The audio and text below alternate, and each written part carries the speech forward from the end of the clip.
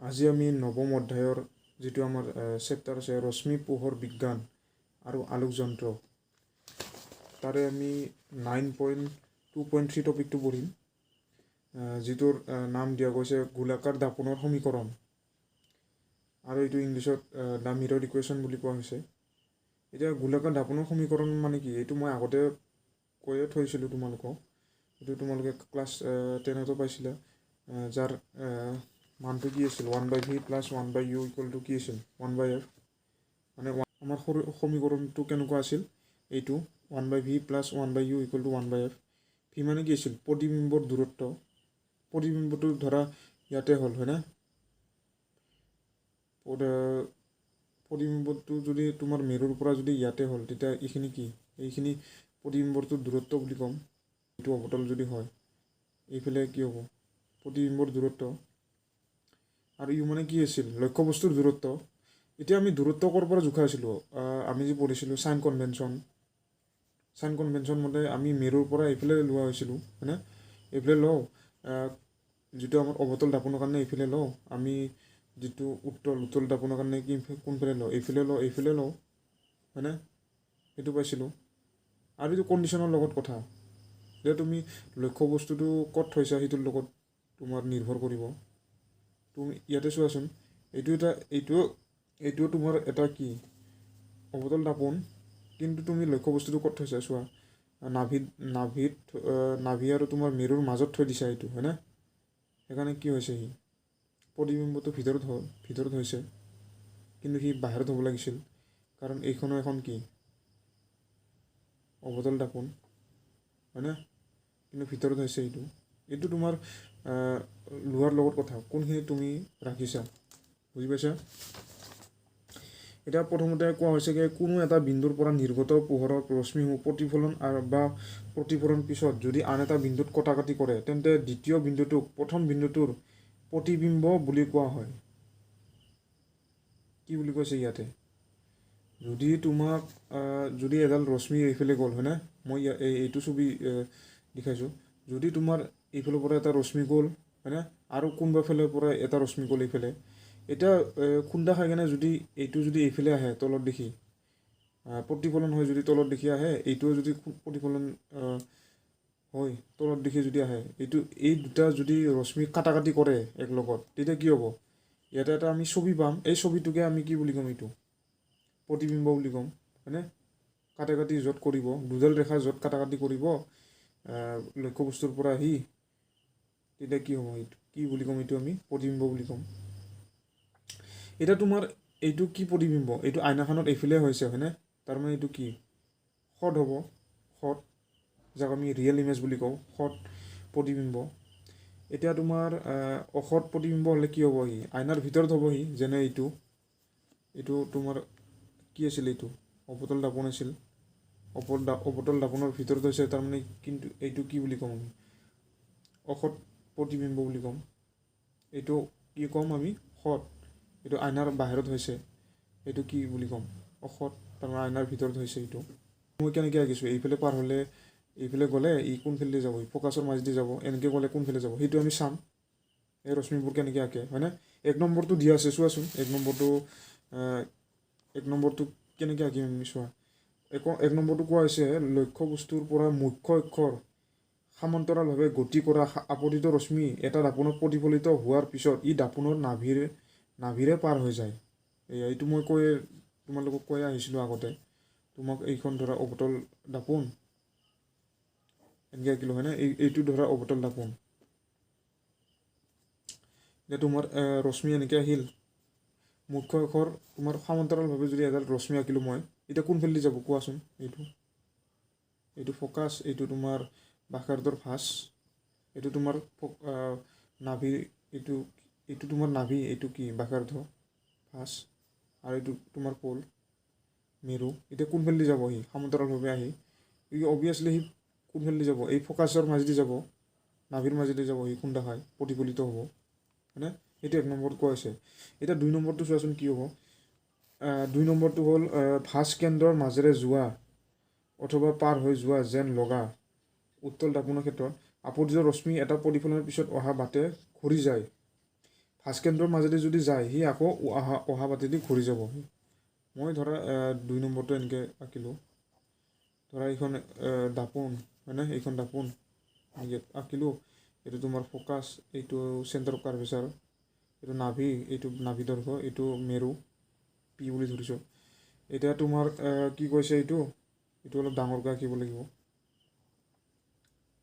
এইখন মই দিলোঁ এনেকৈ, এইখন অৱতল দাপোন। এতিয়া কৈছে ভাস্কেন্দ্ৰৰ মাজেৰে যদি যায় তেতিয়া কি হ'ব, আকৌ সি ভাস্কেন্দ্ৰৰ মাজেদি ঘূৰি যাব। কেনেকৈ, এনেকৈ যদি এডাল এনেকৈ যদি আহে মানে ৰশ্মি এডাল যদি ভাস্কেন্দ্ৰৰ মাজেদি যদি আহে, ৰশ্মি এটা যদি ভাস্কেন্দ্ৰৰ মাজেদি আহি যদি আইনাত পৰে খুন্দা খায়, তেতিয়া সি আকৌ ভাস্কেন্দ্ৰৰ মাজেদি পাৰ হৈ যাব। এনেকৈ আহিব আকৌ এনেকৈ ঘূৰি যাব সি ভাস্কেন্দ্ৰৰ মাজেদি, সেইটো কৈছে। নেক্সট 3 নম্বৰটো চোৱাচোন।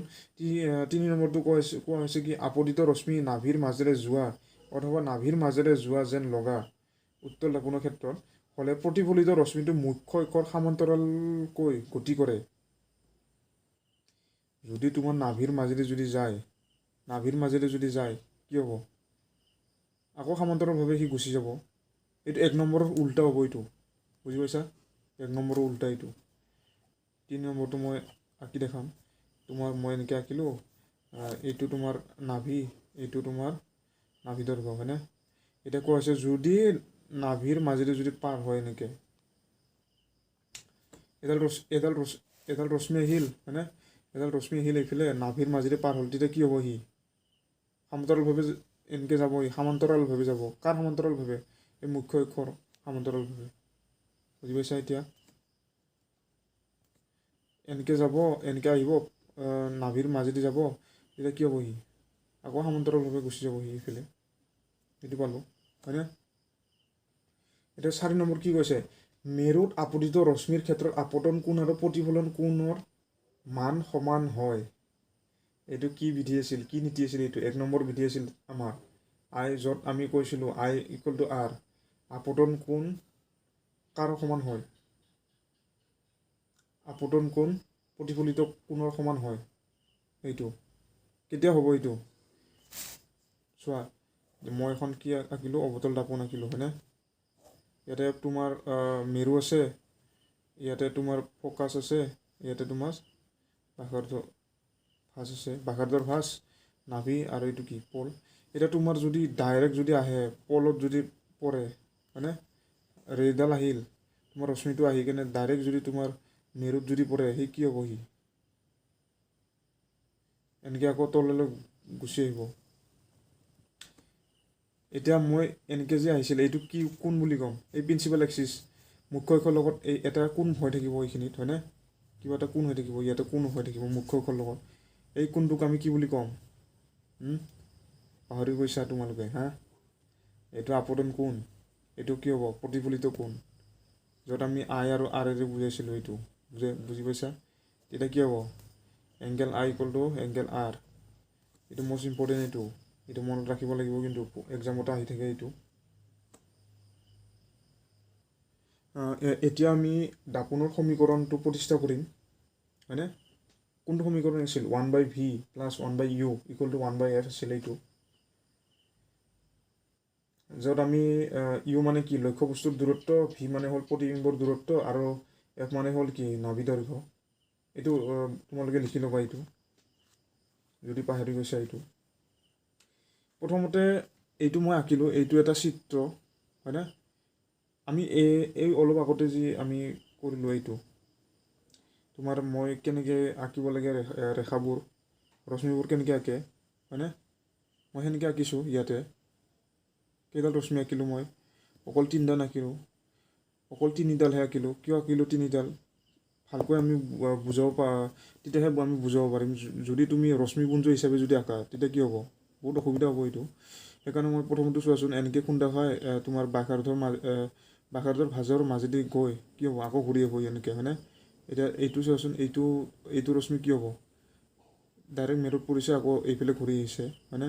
আৰু এইটো চোৱাচোন, সমান্তৰালভাৱে গৈছিল, কিন্তু কি নাভি দৈৰ্ঘ্যৰ মাজেদি কি নাভিৰ মাজেৰে পাৰ হৈ গৈছে। তেতিয়া আমি এই যিটো পইণ্ট, এইখিনিত আমি কি এডাল এডাল আমি প্ৰতিবিম্ব আঁকিব পাৰিম এনেকৈ টানি কেনে হয়নে আঁকিলোঁ মই লক্ষ্যবস্তুটোৰ নাম দিলোঁ এ বি প্ৰতিবিম্বটোৰ নাম দিলোঁ মই এ ডেছ বি ডেছ বুজি পাইছা এতিয়া আমি এই চিত্ৰটো চাই কিনে আমি লিখিম তোমাৰ চোৱাচোন এ ডেছ বি ডেছ এফ চোৱা এইটো হয়নে এইটো চোৱাচোন এ ডেছ বি ডেছ এফ আৰু তোমাৰ M P F A dash B dash F আৰু এম পি এফ এই সমকোণী ত্ৰিভুজ দুটা কি হ'ব চিমিলাৰ হ'ব সমকোণী হ'ব এইটো চিমিলাৰ একে হ'ব এইটো কিয় একে হ'ব এইটো তোমাৰ কিয় হ'ব একে চোৱা angle M F P equal to angle A dash F B dash এইটো কি হ'ব এইটো ভাৰ্টিকেলি অপজিট এংগেল এইটো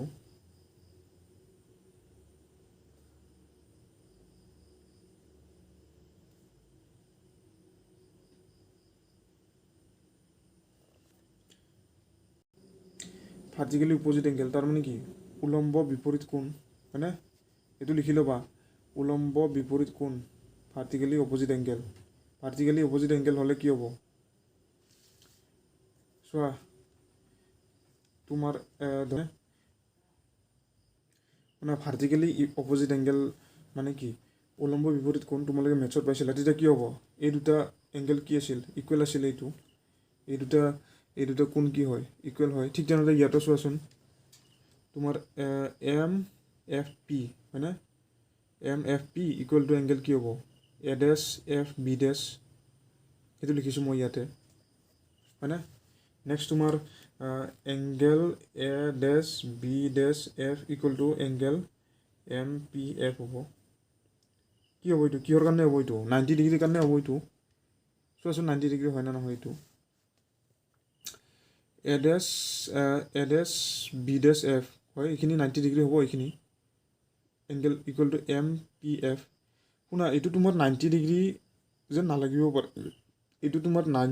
নালাগিব পাৰে কিন্তু কিতাপত কোৱা হৈছে কি যদি তোমাৰ এই ছবিটো মানে বহুত যদি সৰু হয় ছবি নহয় এইটো যদি তোমাৰ লক্ষ্যবস্তুটো যদি বহুত সৰু হয় তেতিয়া কি হ'ব মই আগতে কৈছিলোঁ এই এংগেলটো কি হ'ব সৰু হৈ যাব এনেকৈ সৰু হৈ গ'লে এইডাল চিধা হৈ নাযাব এইডাল লাইন চিধা হৈ যাব এইটো যদি সৰু হৈ আহে এনেকৈ কি হ'ব এইটো এম পিৰ দূৰত্বটো সৰু আহিব তেতিয়া এই এডাল চিধা ৰেখা হৈ যাব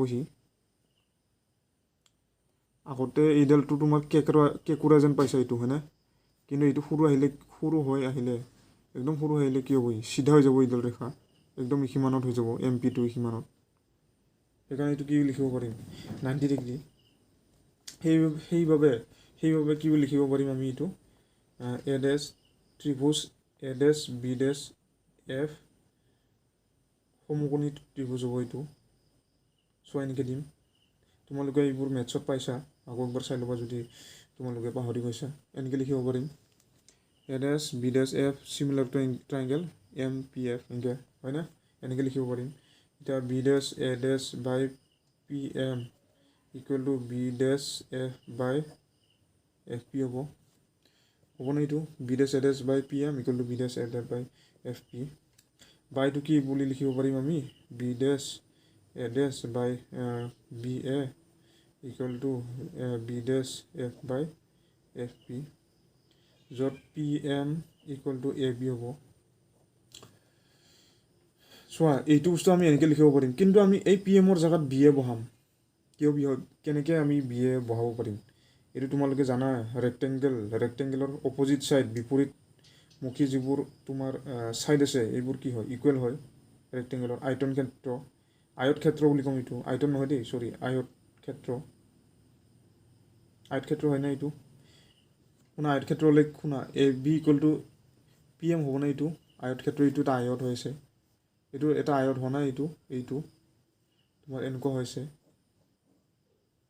ইয়াতে তোমাৰ এ বি আছে ইয়াতে তোমাৰ কি আছে এম পি আছে হয়নে আয়তৰ দৰে আছে A B equal to M P হ'ব এইটো চ' মই এইটো এনেকৈ লিখিলোঁ এইখিনি পি এমৰ জেগাত মই এ বি বহাই দিলোঁ এইটো তুমি 1 নম্বৰ দিয়া আকৌ এতিয়া এইবাৰ আমি কোনটো আমি ট্ৰাইংগেল ল'ম, কোনটো ল'ম আমি ট্ৰাইংগেল এইবাৰ আমি A dash B dash P আৰু এ বি পি যিটো আমাৰ ট্ৰাইংগেল ল'ম সেইটো ল'ম, ত্ৰিভুজ এ ডেছ বি ডেছ পি হয়নে। আমি এইবাৰ এ ডেছ বি ডেছ পি আৰু এ বি পি এই দুটা ত্ৰিভুজ ল'ম।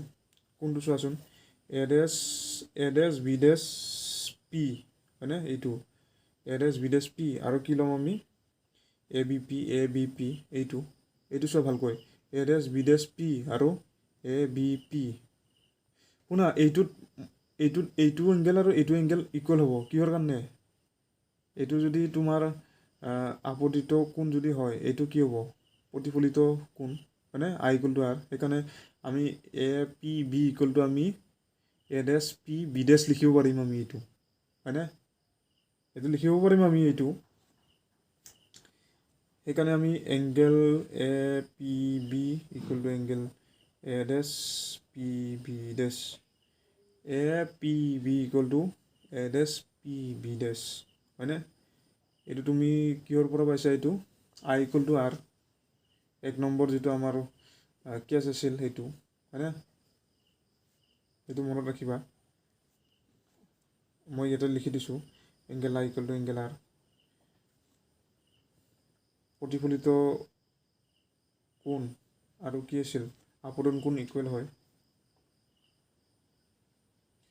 এতিয়া তোমাৰ আৰু এটা আছে angle A B P equal to angle A dash B dash P হয়নে। আমাৰ দুটা কোণ ল'লেও হৈ যায়, তোমালোকে মেথছত পাইছা দুটা কোণ ল'লেও সি কি হৈ যায়, চিমিলাৰ হৈ যায় সি হয়নে, সমকোণী হৈ যায়। এইটো 90 ডিগ্ৰী হ'ব। চ' এইটো মই কি লিখিব পাৰিম, triangle ত্ৰিভুজ A dash B P similar two A B P. চ' মই এইটো B dash A dash by B এ লিখিব পাৰিম, ইকুৱেল টু কি লিখিব পাৰিম, B dash P dash by B P লিখিব পাৰিম হয়নে। এইটো মই B dash A dash by B A equal to B dash P dash by B P লিখিছোঁ। এইটো 2 নম্বৰ দিয়া। এতিয়া শুনা, এতিয়া 1 আৰু 2ৰ পৰা আমি কি পাওঁ, লিখাচোন 1 আৰু 2ৰ পৰা, 1 আৰু 2ৰ পৰা, 1 আৰু 2ৰ পৰা মিলাই, 1 আৰু 2ৰ পৰা মিলাই আমি কি পাম, B dash F divide by F P equal to B dash P minus F P by কি হ'ব, এফ পি হ'ব ইকুৱেল টু কি হ'ব, B dash P by B P হ'ব। এইটো ইকুৱেশ্যন 3 দিয়া। এইটো বি ডেছ এফটো তুমি এনেকৈ সজাই লিখিব পাৰা, B dash P minus F P লিখিব পাৰা, এইটো বি ডেছ এফ, এইটো বি ডেছ এফটো কি লিখিব পাৰা, B dash P minus F P লিখিব পাৰা, এইটো হয়নে। বাকী মই এইটোহে চেঞ্জ কৰিছোঁ অকল, বাকী তোমাৰ 1 আৰু 2ৰ পৰা কি লিখিছিলা, এইটো B dash F two F P, এই দুটাটো ইকুৱেলে আছে তোমাৰ, এইটো আৰু এইটো নালাগে লিখিব। এই দুটা যদি ইকুৱেল থাকে তোমাৰ ছাইডৰ দুটাহে ইকুৱেল হ'ব। চ' ছাইডত এইটো বি ডেছ এফটো আমি আকৌ ভালকৈ লিখিছোঁ, এইটো মাইনাছ কৰি এনেকৈ হয়নে। এতিয়া আমি কি চাম, এইটো এটা তোমাৰ বি এফ মানে কি, কিবা এটা দূৰত্ব হ'ব, এইটো তোমাৰ বি ডেছ পিৰ দূৰত্ব হ'ব, এফ তোমাৰ এইটো বি ডেছ পিৰ দূৰত্ব বুজাইছে, এফ পিও কিবা এটা দূৰত্ব বুজাইছে, বি ডেছ পিৰ দূৰত্ব বুজাইছে হয়নে। এই দূৰত্ববোৰ আমি তোমাৰ প্লাছত লিখিম নে মাইনাছত লিখিম হয়নে। এইটো তুমি কি পাইছিলা, এইটো কিহত পাইছিলা, এইটো তোমাৰ চিহ্ন প্ৰথাত পাইছিলা, এইটো চাইন কনভেনশ্যন। এতিয়া তোমাৰ চিহ্ন প্ৰথা আমি খটুৱাম ইয়াতে, বুজি পাইছা, চিহ্ন প্ৰথাত ক'ত আমি খটুৱাওঁ, এই যিবোৰ লিখিবলৈ আমি সমীকৰণ ব্যৱহাৰ কৰোঁ এইবিলাকত আমি খটুৱাওঁ হয়নে। এতিয়া গম পালা তোমালোকে। চ' এতিয়া মই ইয়াতে লিখিম কি, বি ডেছ পি যদি মাইনাছ ভি হ'ব, কিয় আহিল মই কৈছোঁ, এইটো বি পি হ'ব ইকুৱেল টু মাইনাছ ইউ। চোৱা, B dash P equal to minus V, F P equal to minus F, B P equal to minus U. গোটাই মই মাইনাছত লৈছোঁ, কিয় লৈছোঁ এইটো শুনা, তোমাৰ আপতিত ৰশ্মি যদি এইফালে গৈছে হয়নে, আপতিত ৰশ্মি এইফালে গৈছে, তুমি মেৰুৰ পৰা এইফালে এই চাইডে লৈছা, তুমি যিকোনো যোগবোৰ কি মেৰুৰ এই চাইডে লৈছা, আপতিত ৰশ্মি এইফালে যাইছে, তুমি মেৰুৰ এইফালে লৈছা বস্তুবোৰ, চ' মাইনাছ হ'ব এইটো। তোমাৰ কি কৈছিলোঁ বি পিও কি হ'ব, মাইনাছ হ'ব এইটো, কাৰণ এইফালে যাইছে, তুমি মেৰুৰ পৰা এই চাইডে লৈছা। ঠিক তেনেদৰে বিদেশ পিও মাইনাছ হ'ব, আৰু তোমাৰ পি এফও মাইনাছ হ'ব এইটো, হয়নে? চ' আমি এতিয়া 3 নম্বৰত বহুৱাই পাম আমি। 3 নম্বৰত বহালে কি হ'ব, এইখিনিত যদি 3 নম্বৰত বহাওঁ আমি কি হ'ব এইটো মাইনাছ ভি মাইনাছ এফ হ'ব, মাইনাছ এফ ইকুৱেল টু কি হ'ব মাইনাছ ভি বাই মাইনাছ ইউ, হয়নে? এইটো এনেকুৱা হ'ল। এতিয়া মই এইটো কি লিখিব পাৰিম, minus V plus F by minus F equal to কি হ'ব ভি বাই ইউ হ'ব। এইটো মাইনাছ কেঞ্চেল গ'ল, হয়নে? এইটো এনেকুৱা হ'ল, হ'বনে এইটো? এতিয়া মই যদি আকৌ যদি মই মাইনাছেৰে পূৰণ কৰোঁ, এইটো কি হ'ব, এইটো তোমাৰ প্লাছ হ'ব, এইটোও প্লাছ হ'ব, এইখিনি মাজত মাইনাছ হ'ব, বাকী এইটোতো যদি মাইনাছ হয়, এইটোতো মাইনাছ হয়, আকৌ কাটি যাব, সেইকাৰণে মই এইটো কি হ'ব লিখা নাই এইটো। চ' এইটো আকৌ এনেকৈ মাইনাছ যদি পূৰণ কৰিলে কি হ'ব, V minus F by F হ'ব equal to V by U হ'ব। এইটো যদি মই ভাঙি লিখোঁ, তেতিয়া কি হ'ব, এইটো মই ভাঙি লিখিম এতিয়া, ভি বাই এফ লিখিম প্ৰথমতে, ইকুৱেল টু কি হ'ব F by F, V by F minus F by F হ'ব equal to V by U হ'ব। চ' এইটো এফ কেঞ্চেল গ'ল, কি থাকিব V by F minus 1 equal to কি হ'ব V by U, V by F minus 1 equal to V by U থাকিল। বুজি পাইছা এইটো? এতিয়া মই যদি ভিৰে যদি হৰণ কৰি দিওঁ দুইফালে, লিখাচোন তোমালোকে ইয়াতে, ভিৰে হৰণ কৰিলে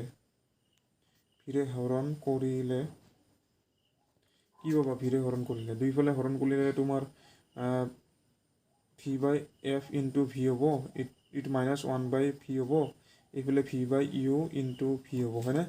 ভিৰে হৰণ কৰিলে এনেকুৱা নহ'ব এইটো, ইয়াক যদি মই ভিৰে হৰণ কৰোঁ কি হ'ব, এনেকুৱা হ'ব। এতিয়া ভি কেঞ্চেল গ'ল, এইফালেও ভি কেঞ্চেল গ'ল, তেতিয়া কি হ'ব, এইফালে 1 বাই এফ থাকিল, minus 1 by V equal to 1 by U থাকিল। আকৌ যদি ভালকৈ লিখোঁ, তেতিয়া আমি কি পাম, এইটো 1 by V plus 1 by U equal to 1 by F. এইটোৱে কি হ'ব, কি পাম, এইটো 1 by V plus 1 by U equal to 1 by F পালোঁ। এইটোৱে দাপোনৰ সমীকৰণ, লিখি ল'বা, এইটো 4 বুলি দিয়া, এইটো 3 লিখিছিলা, এইটো কি হ'ব 4 হ'ব। এইটো তোমাৰ দাপোনৰ সমীকৰণ বুলি ক'ম, এইটো আমি পাবলৈ বিচাৰিছোঁ।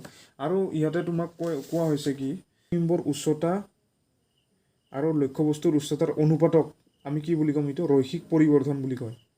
ৰৈখিক পৰিৱৰ্ধন কাক কয়, প্ৰতিবিম্বৰ উচ্চতা আৰু লক্ষ্যবস্তুৰ উচ্চতাৰ অনুপাতক কি বুলি কয়, ৰৈখিক পৰিৱৰ্ধন। ৰৈখিক পৰিৱৰ্ধন এনেকুৱা হ'ব, এম ইকুৱেল টু কি হ'ব এইচ ডেছ বাই এইচ বুলি লিখিবা, য'ত এইচ ডেছ মানে কি হ'ব, এইটো প্ৰতিবিম্বৰ উচ্চতা।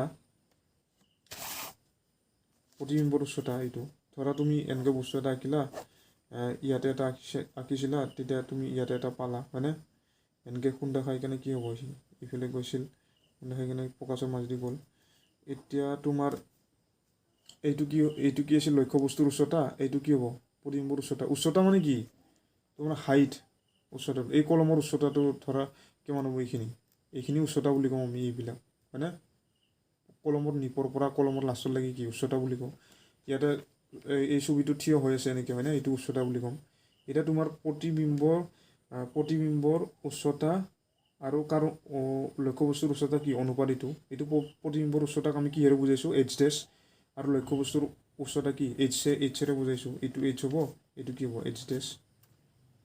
বুজি পাইছা?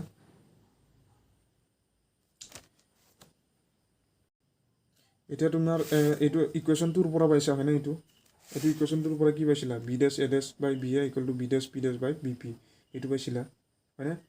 এতিয়া তোমালোকে চিহ্ন ব্যৱহাৰ যদি কৰোঁ আমি ইয়াতে যদি আমি চিহ্ন ব্যৱহাৰ কৰোঁ, তেতিয়া কি বুলি লিখিবা তোমালোকে, বি ডেছ এ ডেছ মানে কি আছিল,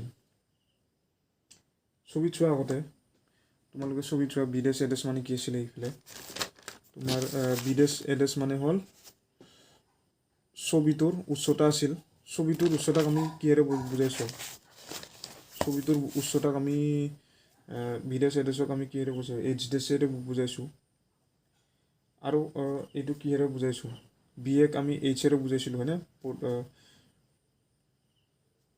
বি এক আমি কিহেৰে বুজাইছোঁ এইচেৰে বুজাইছোঁ এইটো উচ্চতাটো এতিয়া বি ডেছ পি ডেছ মানে কি আছিল তোমাৰ বি ডেছ চোৱাচোন বি ডেছ পি ডেছ মানে হ'ল ৰ'বা এইটো বি ডেছ পি ডেছ নহয় এইটো বি ডেছ পি হ'ব বুজি পাইছা এইটো পি ডেছ আমি লোৱাই নাই এইটো কেনেকৈ আহিব এইটো বি ডেছ পি হ'ব বি ডেছ পিটো কি হ'ব আমি প্ৰতিবিম্বৰ দূৰত্ব এইটো য'ত আমি ভিৰে বুজাম হয়নে আৰু বি পি য'ত আমি ভিৰে বুজাম আৰু বি পি মানে কি আছিল এইটো লক্ষ্যবস্তুৰ দূৰত্ব য'ত আমি ইউৰে বুজাম এতিয়া ইয়াতে আমি চিহ্ন প্ৰথা খুটুৱাম চিহ্ন প্ৰথা খুটুৱালে চোৱাচোন এইটো উল্টাকৈ আছে না এইটো আমি চিহ্ন প্ৰথাতে পাইছোঁ উল্টাকৈ যদি থাকে কি হ'ব এইটো মাইনাছ হ'ব ওপৰৰ ফালে থাকিলে কি হয় প্লাছ হয় এতিয়া ভিটো কি হ'ব এইটো তোমাৰ মাইনাছ হ'ব কাৰণ তুমি ৰশ্মি ইফালে গ'ল তুমি মেৰুত ইফালে লৈছা সেইকাৰণে এইটো মাইনাছ হ'ব আৰু ইউটোও মাইনাছ হ'ব হয়নে দুটাও মাইনাছ হ'ব এতিয়া এই দুটা মাইনাছ কেঞ্চেল গ'লে কি হ'ব এইটো প্লাছ হ'ব এইটো চ' এইখিনি গোটেই মই ইকুৱেল কৰি কি লিখিব পাৰিম এম আছে আমাৰ M equal to H dash by H আছে হয়নে ইয়াতো আমি কি পালোঁ এইচ ডেছ বাই এইচ এইটো আমি প্লাছ কৰিব লাগিব এইটো ধৰা তোমাৰ কি হ'ল এইটো মাইনাছ কেঞ্চেল গৈ কি হ'ব এইটো প্লাছ হ'ব এনেকুৱা হ'ল এইটো হয়নে এতিয়াতো এইটোতো তোমাৰ কি আছে প্লাছ আছে এইটো মাইনাছ আছে চ' আমি এইটো কি কৰিম আকৌ একবাৰ তুমি মাইনাছেৰে কি কৰি দিবা পূৰণ কৰি দিবা তেতিয়া কি হ'ব এইটো H dash by H equal to minus V by U হ'ব কি কৰিছা তুমি ইয়াতে তোমাৰ মাইনাছ আছে কিন্তু ইয়াতে তোমাৰ প্লাছ আছে চ' আমি আকৌ মাইনাছেৰে পূৰণ কৰি দিলে কি হ'ব এইটো প্লাছ হ'ব এইটো কি হ'ব আকৌ একবাৰ মাইনাছ হৈ গ'ল হয়নে এইটোৱে ৰৈখিক পৰিৱৰ্তন এতিয়া এইটো যিটো আমি কৰিলোঁ এইটো আমি কিহৰ কাৰণে চাইছিলোঁ এইটো অৱতল দাপোনৰ কাৰণে চাইছিলোঁ এইটো অৱতল দাপোনৰ এইটো কি হ'ব মিৰৰ ইকুৱেশ্যন দাপোনৰ সমীকৰণ অৱতল দাপোনৰ সমীকৰণ এইটো বুজি পাইছা অৱতল দাপোনৰ এইটো কাষত লিখি থবা তোমালোকে অৱতল দাপোনৰ এতিয়া কালি আমি তোমালোকৰ উত্তল দাপোনৰ সমীকৰণ চাম আমি উত্তল দাপোনৰ বেলেগ হ'ব এইটো কিন্তু ফৰ্মুলাটো ছেম হ'ব বুজি পাইছা আমি এই যিবোৰ চিহ্নবোৰ লৈছিলোঁ সেইটো ক'ৰবাত প্লাছ হ'ব পাৰে মাইনাছ হ'ব পাৰে কিন্তু লাষ্টত যে আমি কি পাম এইটোৱে পাম বুজি পাইছা প্লাছ মাইনাছবোৰ যিবোৰ আমি সলভ কৰি কেনে এইবিলাকে পাম এইটো মেইন ফৰ্মুলাটো পাম আমি দাপোনৰ সমীকৰণ হয়তো সেইটোত তোমাৰ চিহ্নবোৰত এইবোৰত কি হ'ব এইবিলাকত কি হ'ব মাইনাছ প্লাছ হ'ব পাৰে কিন্তু লাষ্টত কি ওলাব ছেমে ওলাব এইটো তোমাৰ উত্তলৰ ক্ষেত্ৰতো ওলাব তোমাৰ অৱতলৰ ক্ষেত্ৰতো ওলাব আমি অৱতলত পাইছিলোঁ এইটো হয়নে এতিয়া উত্তলৰ ক্ষেত্ৰতো তোমাৰ এইটোৱে ওলাব কিন্তু তোমাৰ অলপ টেকনিকটো অলপ বেলেগ হ'ব বুজি পাইছা বেলেগকৈ কৰিব লাগিব এইটো তোমাৰ কিতাপৰ তলত দিছে এইটো আঁকি এইটো তোমাক কৰি চাব দিছে এইটো তোমাক কিতাপত দিছে হয়নে এইটো তোমাক ঘৰত কৰি চাব দিছে এইটোৰ ক্ষেত্ৰত আৰু এইটোৰ ক্ষেত্ৰতো ছেম হ'ব ছেম তোমাৰ সমীকৰণ পাবা 1/v + 1/u = 1/f এইটো সমীকৰণ পাবা বুজি পাইছা এইটো তোমাক এক্সামত আহিব পাৰে এইটো তোমাক দাপোনৰ সমীকৰণৰ তোমাৰ অৱতল দাপোনৰ সমীকৰণটো তোমাক লিখা বুলি আহিব পাৰে নাইবা এইটো তুমি কৰি দেখুওৱা উত্তলৰ বেলেগ হ'ব ছবিটো কিন্তু বেলেগ হ'ব বুজি পাইছা ছবিটো তোমাৰ বেলেগ হ'ব উত্তলৰ বেলেগ হ'ব উত্তলৰ এইটো উত্তলৰ হ'ব এইটো অৱতলৰে হ'ব এইটো তোমাৰ উত্তল এইটো অৱতলৰ হ'লেও কিছুমান ক্ষেত্ৰত চোৱা মইতো আগতে কৈছিলোঁ তোমাক মেৰু আৰু তোমাৰ ফ'কাছত নাভিত যদি লয় এই লক্ষ্যবস্তু যদি মেৰু আৰু নাভিৰ মাজত যদি লয় তেতিয়া কি হ'বহি এই প্ৰতিবিম্বটো আইনাৰ ভিতৰত হ'বহি অৱতলৰ ক্ষেত্ৰত বুজি পাইছা আগতে আমি প্ৰতিবিম্বটো ক'ত লৈছিলোঁ এইফালে লৈছিলোঁ নাভি আৰু চেণ্টাৰ কাৰ্ভেচাৰ ব্যাসাৰ্ধত লৈছিলোঁ হয়নে মাজত লৈছিলোঁ নাইবা তুমি ইনফিনিটত লৈছিলা এইটো অসীমত লৈছিলা তেতিয়া তোমাৰ ইয়াতে এইফালে পাবা তলত এতিয়া তোমাৰ কি হৈছে এইটো ঔষধ হৈছে হয়নে এই প্ৰতিবিম্বটো কি হৈছে অখদ হৈছে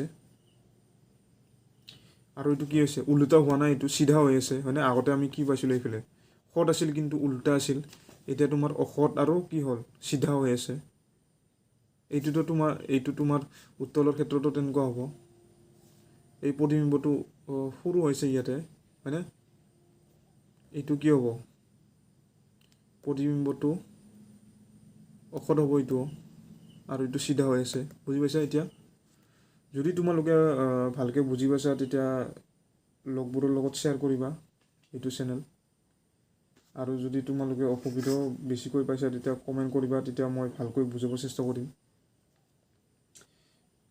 লগতে লাইক আৰু শ্বেয়াৰ ছাবস্ক্ৰাইব কৰি দিবা থেংক ইউ